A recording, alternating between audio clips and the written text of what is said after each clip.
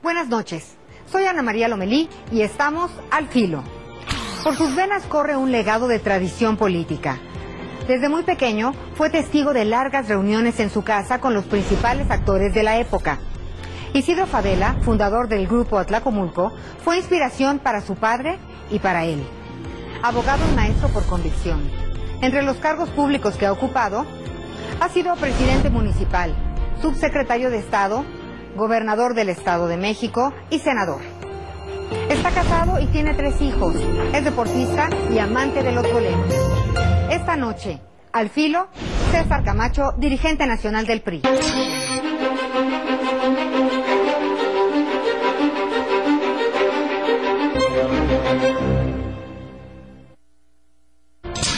Gracias por acompañarnos, bienvenido César Camacho.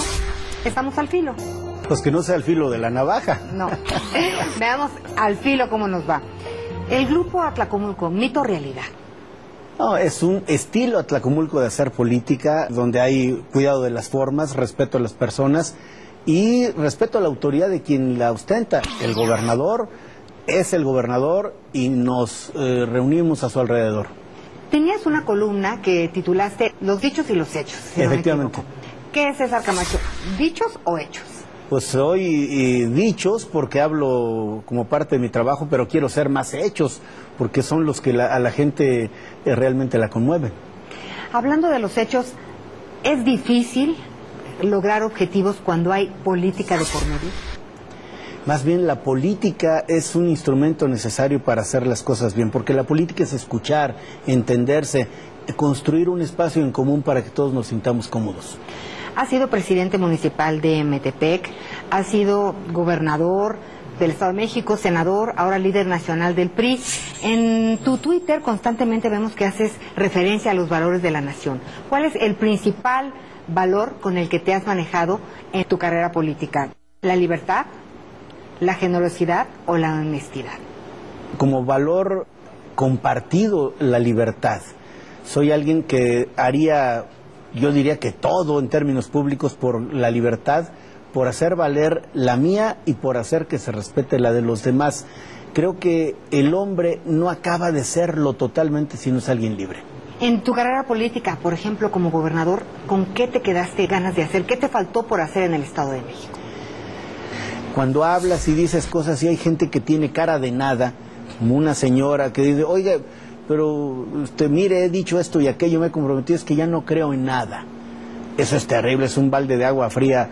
Alguien que se dedica a la política, que alguien te diga, es que ya no creo en nada ni en nadie, porque seguramente la historia de vida le llevó a esa conclusión. Entonces, tener la convicción de que más te vale que lo que digas lo hagas, es vital en la política. Hablando de la falta de credibilidad, después que votamos y pensamos a quién vamos a elegir en distintos cargos públicos, pues llegan al poder y se olvidan de la gente. ¿Qué has hecho tú, César Camacho, para mantener los pies en la tierra? Porque pues te has mantenido. Yo creo que en política, político que se envanece, se desvanece. Yo no quiero desvanecerme, quiero seguir siendo alguien que goce cuando menos de respetabilidad. Yo no sé si en todo he sido exitoso, si la gente queda del todo satisfecha, pero quiero ser respetable, quiero caminar libremente por las calles con mi esposa, con mis hijos, ver a mi familia, a mi mamá, a mis hermanas, y que no se sientan avergonzados de mí. Por cierto, ellas, mis hermanas, son bastante severas, y mi hija son de la gente que más me hace estar a nivel de piso y evitar volarme. ¿La hija, la consentida?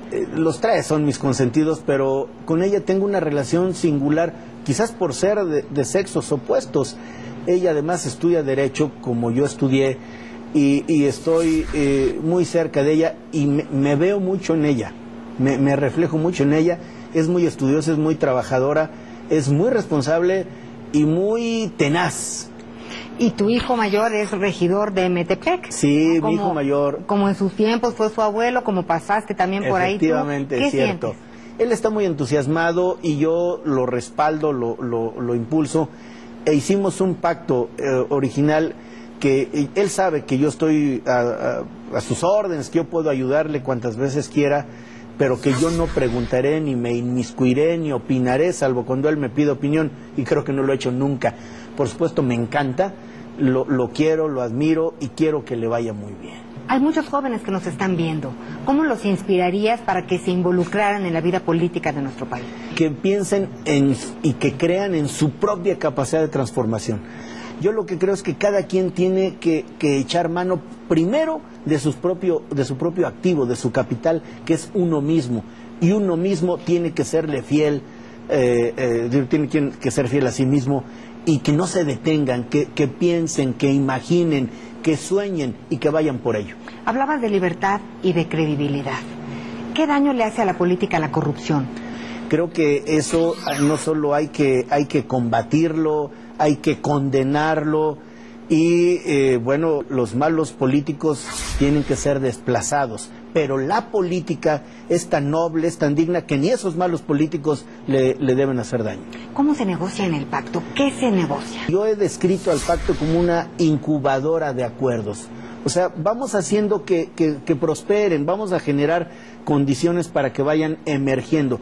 Y esas condiciones son, primero, tener claro qué se quiere, ser suficientemente generoso para dar, porque un pacto se construye no solo a partir de lo que se pide, sino a partir de lo que se ofrece, de lo que se da. Teniendo presente que por encima de los partidos está México, teniendo presente que durante muchos años se consideró que no había condiciones, pues si no hay condiciones hay que crearlas a base de voluntad y esfuerzo, y teniendo sentido de responsabilidad por México. En este momento, ¿qué es lo más difícil? ¿Cuál es el reto en el Pacto por México?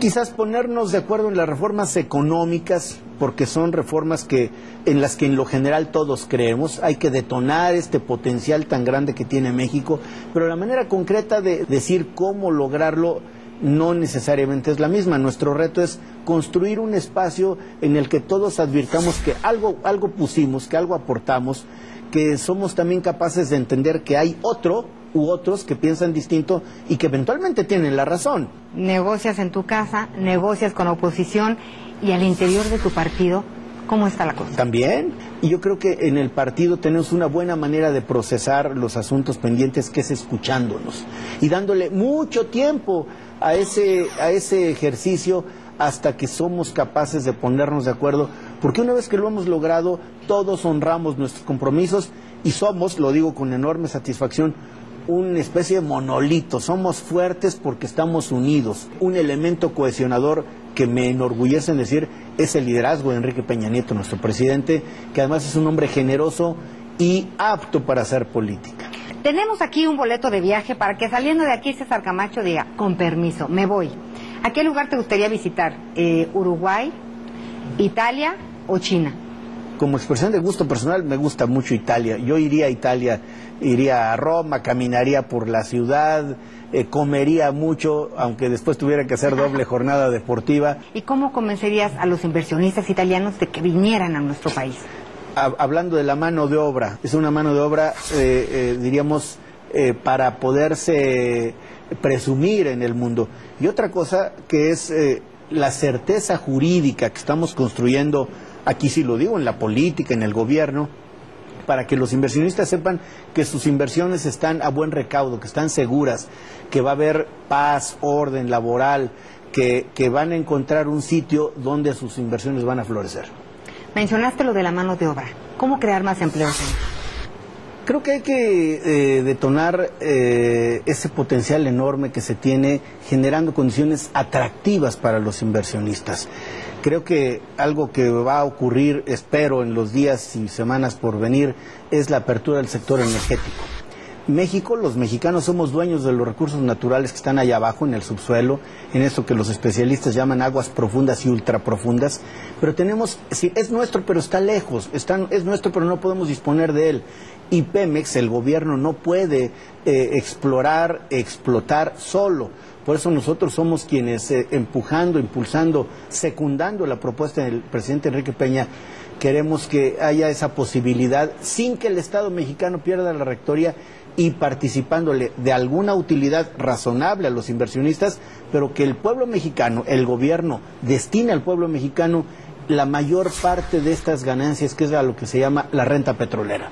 Hablas de que el petróleo es nuestro y se ha dicho mucho, es nuestro petróleo. Y yo sí siento que es nuestro petróleo. Y si está lejos, ¿por qué si es nuestro petróleo? Pues cada vez me cuesta más cara la gasolina. Justamente porque necesitamos hacer que el tema petrolero no se circunscriba a la gasolina. No solo es más cara la gasolina porque hoy 5 de cada 10 litros se compran fuera, Ana María. Qué absurdo, ¿no? Se importan teniendo el petróleo aquí, pero hoy hay una serie de limitaciones que la Constitución y la ley nos imponen. Hoy México es dueño de una refinería en Estados Unidos, cuando puede hacer mucho más aquí. En fin, yo hago votos porque esto camine bien, porque nos entendamos los políticos y porque el petróleo que es, siga siendo los mexicanos. Importante que la señora de la casa también trabaje. Ella trabaja, además lo hace muy bien, ella es psicóloga y está a cargo de una escuela. Algo que me encanta, que se apasiona por lo que hace, sobra decir que la quiero muchísimo, que además es el pilar de la casa. ¿Sí? Solidaria pero crítica. Ah, no, por supuesto, sí. Crítica ¿Te dice a veces, sus verdades, pero César? Todas. ¿Qué es lo que te ha dicho que ¿Cómo le parece que, oye, esto que dijiste, revelas que eres un presumido? Oye, pero sí, claro que eres un presumido. Oye, esta persona quizás la hiciste sentir mal. No, claro que sí, porque tú no te diste cuenta que estoy aquí. Yo creo que sí. Y eso, a veces en la vida cotidiana uno no se da cuenta de esas cosas. Ya hablamos de tu hijo mayor, de tu hija, pero el pequeño es tu tocayo. Es mi tocayo, me enternece, es un adolescente clásico, tiene 16 años, está en la prepa, por cierto, va a estudiar un semestre de la prepa en Shanghái, sí. Porque así lo decidió, es un poco aventurero, es siempre dispuesto a hacer cosas, es decir, nunca le faltan ganas. Ahora que buscábamos información tuya, pues descubrimos que hay un César Camacho romántico. ¿Te gustan los boleros, sobre todo de Armando Manzanero? Sí. Las canciones románticas. A ver, ¿qué le cantarías a tus homólogos? Jesús Zambrano y Gustavo Madero. A ver, ¿contigo aprendí? ¿Por debajo de la mesa? ¿O somos novios? No somos novios, somos compañeros del pacto.